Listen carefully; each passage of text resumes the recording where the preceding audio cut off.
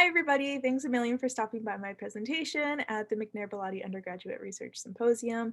My name is Olivia Lapola. This is my topic. It's called Liberté, Égalité, Maternité, in English, Liberty, Equality, and Maternity, Framing Motherhood in the Era of the French Revolution. So for a brief cultural context overview, Jean-Jacques Rousseau was a French philosopher in the 18th century approaching the French Revolution. He was famous for his philosophy on the separation of the genders in public and domestic spheres. He believed that society needed this to thrive.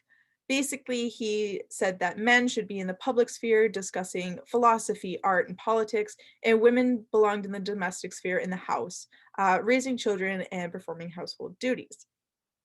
He did give a certain empowerment to women in their roles as mothers because he placed such an emphasis on the role because he said that they were raising the next generation of citizens. So he called for women to be educated so that they could educate their children, and he made motherhood fashionable through this empowerment. Élisabeth Vigée Le Brun was a female painter during this time, one of the few. She was known in many places as the mother painter because she often painted mothers and their children, and she depicted art through the female gaze, which is very unique because during the time, most painters and artists were men, and they had a very sexualized view of women. So Vigée Le Brun painted children very innocently and depicted art in a much different way than the men of her time would have. She was also the official portrait painter to Queen Marie-Antoinette, and therefore controlled the Queen's public image through her art. The citizens of France looked to the Queen as the mother of the country, and because Marie Antoinette was not French, she was from Austria, the citizens vilified her because she was foreign. They did not like foreign queens, and so this did not set her off on the right foot, so to say, with the citizens of France. After she married King Louis, it was several years before they had an heir. Whether this was her fault or not, the citizens placed the blame on her, and her reputation declined because of this. Vigée Le Brun painted Marie Antoinette as maternal because it was a tool to use to connect with society. Motherhood was considered the definitive female experience, meaning that women from all walks of life could identify with it and connect to it. And the citizens desired maternal traits in the women who were ruling their country. When Marie Antoinette did have children, her children were used as accessories to showcase her maternal instincts and her affections towards her children. So this is an etching by Pietro Antonio Martini from 1787 of a salon. So a salon was a place where art was gathered and people went in and viewed the art, and they could debate about philosophy and other trends of the time. As you can tell, Pietro was not French, he was Italian. He was there studying sketching and engraving during this time when he made this etching.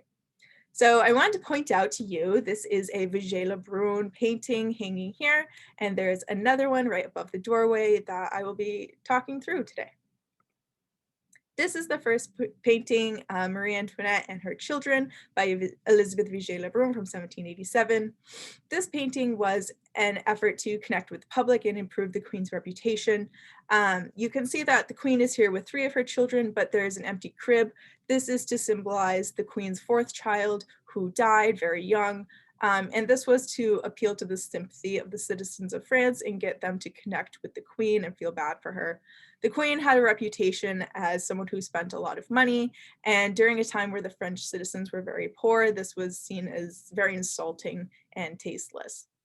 Vigée Le Brun painted Marie Antoinette very simply. You'll notice that she's not wearing many jewels or expensive jewelry, and this was meant to symbolize that her children are her true treasure, and they are the most important thing to her, more important than jewels and diamonds.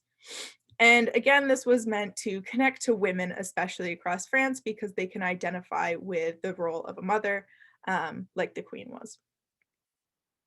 This painting is the Marquis de Pizet and the Marquis de Rouge with her sons, Alexis and Adrien.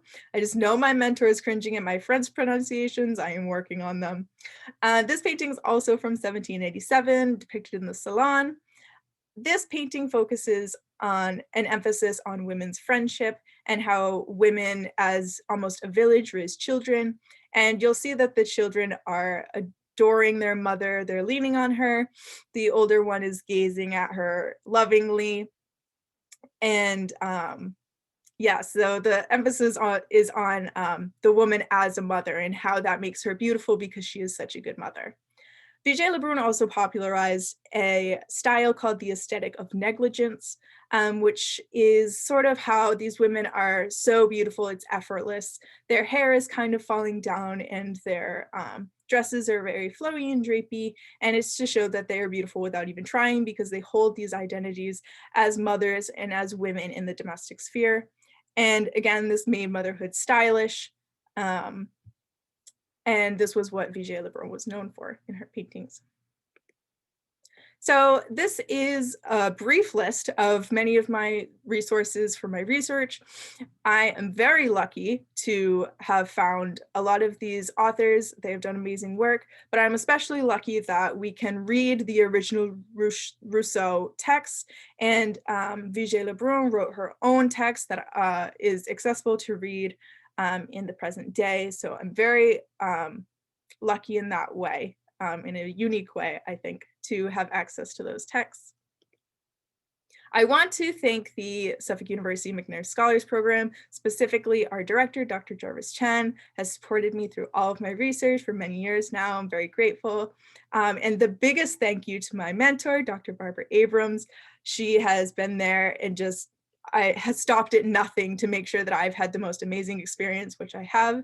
So thank you, biggest thank yous to all of those lovely people. Merci beaucoup. If you have any questions, please drop them below the video and I will be happy to answer them. You can also email me or follow my portrait account on Instagram at The Portrait Princess. Thank you all.